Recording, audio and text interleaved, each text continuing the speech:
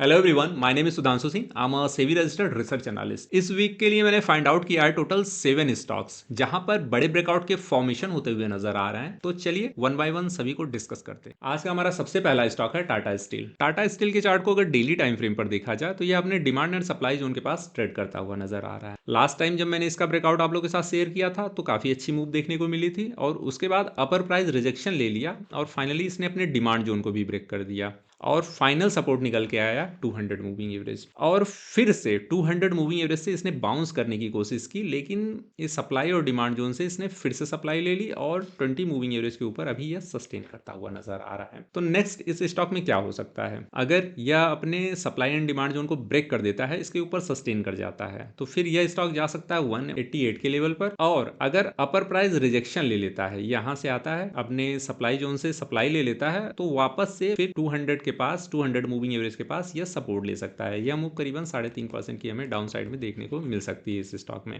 या third condition ये हो सकती है कि यहां से डायरेक्ट आए और 20 मूविंग एवरेज के नीचे यह सस्टेन कर जाए, तो भी हम 200 मूविंग एवरेज या इस लोअर कैंडल के पास का लो देख सकते हैं इस स्टॉक में। अब चलते हैं अपने नेक्स्ट स्टॉक की तरफ, भारतीय एयरटेल। भारतीय एयरटेल का भी स्टॉक जब मैंने आपके साथ शेयर किया था, इस डिमांड जोन के ऊपर निकला था, तो यहां से अच्छी मूव हमें देखने को मिली थी। अराउंड 10% की मूव हमें इस स्टॉक में देखने को मिली। अभी यहां पर फिर से राइजिंग चैनल पैटर्न का फॉर्मेशन हमें देखने को मिल रहा है। चलिए अब 1 आवर के टाइम फ्रेम पर चलते हैं सो दैट की चार्ट हमें ज्यादा क्लियर समझ में आए। तो अभी आप देखेंगे कि ये राइजिंग चैनल के अंदर ट्रेड करता हुआ अप ट्रेंड में है स्टॉक। बॉटम इसने सपोर्ट तो ले लिया, यहाँ आप देखेंगे तो इसने सपोर्ट ले लिया, ब्रेकआउट आया था, ब्रेकआउट ऊपर गया, फिर वापस से आके रीटेस्ट किया, रीटेस्ट करने के बाद फिर से चैनल में ट्रेड करता हुआ अप साइड को मूव कर रहा है। और अभी इस स्टॉक में जो मूव बन के आ रही है भारतीय एयरटेल में कि अगर यहां से नीचे आता है तो लोअर चैनल पर सपोर्ट और यहां से ऊपर जाता है तो अपर चैनल को यह टच कर सकता है। फिलहाल अभी इतनी मूव बन के आ रही है और एक बार को अगर अपर चैनल ब्रेक कर दिया तो यहां से 5% और अपसाइड इस स्टॉक में हमें देखने को मिल सकते हैं। उसको हम नेक्स्ट एनालिसिस में डिस्कस करेंगे। फिलहाल इतनी ही मूव अभी बनती हुई नजर आ रही है। अब बात करते हैं अपने नेक्स्ट स्टॉक की, एल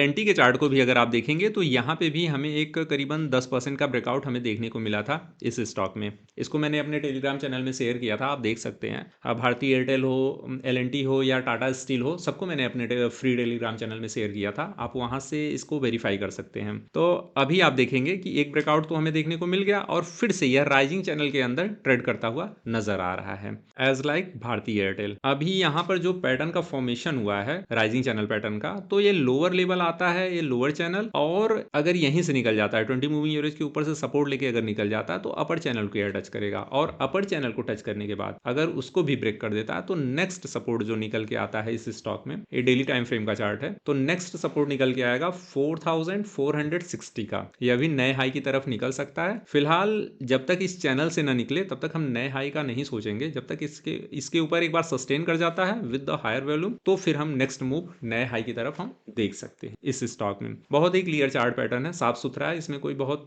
टेक्निकल बात नहीं है। अब नेक्स्ट स्टॉक की बात करें, नुआमा वेल्थ मैनेजमेंट। नुआमा का भी स्टॉक मैंने आपके साथ शेयर किया था, लेकिन शेयर करने के बाद से करीबन 2 महीना हो गया था, यहाँ पर ब्रेकआउट नहीं देखने को मिला। यहाँ आप देखेंगे कि इस स्टॉक को मैंने अपने टेलीग्राम चैनल फ्री वाले में शेयर किया था और एक्सपेक्टेशन थी कि इसको ब्रेक करेगा इस डिमांड सप्लाई जोन को, तो यहाँ से फिर हायर अपसाइड हमें देखने को मिलेगा, लेकिन एक वीक बना के वापस आ जाए। 3 4 5 बार इसने ऐसा किया और फाइनली आज इसमें हमें एक बड़े ब्रेकआउट का फॉर्मेशन दिख गया। यहाँ पर एक ब्रेकआउट आ गया, फॉर्मेशन तो बहुत पहले ही हो चुका था, ब्रेकआउट आ गया। अब ये स्टॉक करीबन 15 से 20% अपसाइड हमें दे सकता है। देख लेते हैं परसेंटेज वाइज मूव कितनी निकल के आ रही है। यहाँ पर 11 अराउंड 12% की मूव हमें देखने को मिल सकती है इस स्टॉक में। और उसके बाद अगर यह मूव अचीव हो जाती है, अगर यहाँ तक ये पहुंच जाता है स्टॉक, तो कुछ टाइम तक कंसोलिडेट करने के बाद फिर यहाँ से हमें नया हाई इस स्टॉक में देखने को मिलेगा। फिलहाल हम 12% मूव की बात करते हैं कि 12% की मूव 3 पार्ट में हम कैप्चर कर सकते हैं, 4+4+4। तो नुआमा वेल्थ मैनेजमेंट का स्टॉक काफी अच्छा है, काफी बुलिश चार्ट पैटर्न का फॉर्मेशन हुआ है यहाँ पर और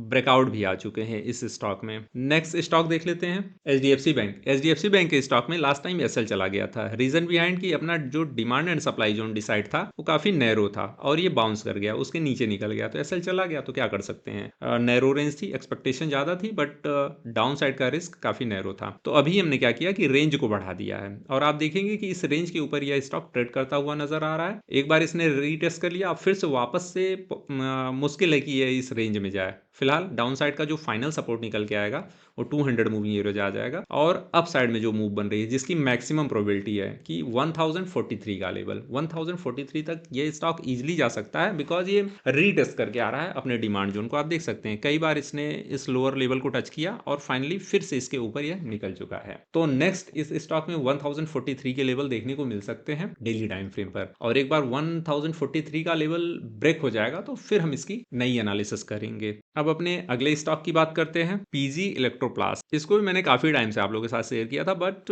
इसमें ब्रेकआउट का फॉर्मेशन हुआ है बट ब्रेकआउट आया नहीं है। आप देखिए काफी टाइम से यह नैरो रेंज में है, असेंडिंग ट्रायंगल पैटर्न का फॉर्मेशन हुआ है, और यह स्टॉक फिर से अपसाइड की तरफ जा रहा है, और जैसे इस ग्रीन जोन में आएगा 581 के लेवल को ब्रेक करता है, इवन आप कह सकते हैं 582 के लेवल को जैसे ही ब्रेक करता है तो अपसाइड में एक छोटा सा रेजिस्टेंस है, बहुत छोटा सा, एक दो दिन यहाँ पर कंसोलिडेट कर सकता है, फिर अपसाइड में यह 749 के लेवल इस स्टॉक में देखने को मिल सकते हैं। परसेंटेज वाइज बात की जाए तो यह पूरी की पूरी मूव हो सकती है 24.46% की, तो इसमें हमें ट्रेल करके चलना पड़ेगा। ऐसा नहीं कि 24% की मूव है तो डायरेक्टली इसके लिए हम पार्टिसिपेट कर लें, इसको 3 या 4 पार्ट में हम डिवाइड कर देंगे और काफी शार्प तरीके से इस मूव को यह ग्रैब कर लेगा एक बार ब्रेकआउट आने के बाद, क्योंकि काफी टाइम से एक रेंज में यह स्टॉक फंसा हुआ है। नेक्स्ट स्टॉक देखते हैं, सुजलॉन एनर्जी। इस स्टॉक में फॉलिंग वेज चैनल पैटर्न का फॉर्मेशन हुआ है, आप देख सकते हैं price action falling channel pattern का फॉर्मेशन किया है, यहाँ नैरो रेंज में आता जा रहा है। एक बार इसने ब्रेक करने की कोशिश की बट ब्रेकआउट नहीं आया, इस ट्रेंड लाइन के ऊपर अपना ब्रेकआउट था बट ब्रेकआउट नहीं आया, और अपर प्राइस रिजेक्शन लेके फिर से यह अपने अपर चैनल को रीटेस्ट कर रहा है। अब जो यहाँ पर हमें ब्रेकआउट देखने को मिल सकता है इस टॉप तक, ठीक है, यहाँ तक का हमें ब्रेकआउट देखने को मिल सकता है, और यह पूरी की पूरी मूव हो सकती है 13% की मूव हमें देखने को मिल सकती है इस स्टॉक में इस लेवल से। अब अपने फाइनल स्टॉक की बात करते हैं, डीएलएफ। डीएलएफ का चार्ट लास्ट टाइम मैंने आपके साथ शेयर किया था तो वहां पे एसएल देखने को मिला, इवन कुछ लोगों की ट्रेड एक्टिवेट हुई थी बट एसएल देखने को मिला। यहाँ पर भी फॉलिंग चैनल पैटर्न का फॉर्मेशन हुआ था, बट अभी आप देखेंगे इस स्टॉक ने अपना बॉटम क्रिएट कर दिया है, और जैसे ही इस रेंज से निकलता है 20 मूविंग एवरेज के ऊपर सस्टेन करता है तो फिर यह जा सकता है 200 मूविंग एवरेज तक। उसके बाद फिर इस स्टॉक में हमें एटलीस्ट 15% तक की मूव देखने को मिल सकती है, और इस पूरी मूव को अगर हम स्केल करें तो ब्रेकआउट के बाद से ये पूरी की पूरी मूव 24.69, इवन आप कह सकते हैं कि 25% की मूव हमें देखने को मिल सकती है। तो कहने का सीधा सा मतलब है कि 10% की मूव ये हो गई और इसके बाद 15% की मूव यह हो गई 200 मूविंग एवरेज के ऊपर। बहुत ही सिंपल चार्ट पैटर्न का फॉर्मेशन हुआ है। फिलहाल अभी हम 10% की बात करेंगे, एक बार को 10% की मूव अचीव हो जाने के बाद फिर हम इसकी एनालिसिस दोबारा करेंगे। फिलहाल बहुत ही क्लियर चार्ट पैटर्न का फॉर्मेशन हुआ है, एक बार ये अपने रेजिस्टेंस को ब्रेक कर दे, अपर चैनल को ब्रेक कर दे, फिर यहां से हम 10% की मूव डीएलएफ के स्टॉक में देख। ओवरऑल यही थे हमारे इस वीक के ब्रेकआउट स्टॉक्स, और इसी के साथ मैं आपको बता दूं कि इन स्टॉक्स को मैं डेली ट्रैक करता हूं। अगर आप नेक्स्ट अपडेट मिस नहीं करना चाहते तो चैनल को सब्सक्राइब करना ना भूलिएगा। मिलते हैं नेक्स्ट वीडियो।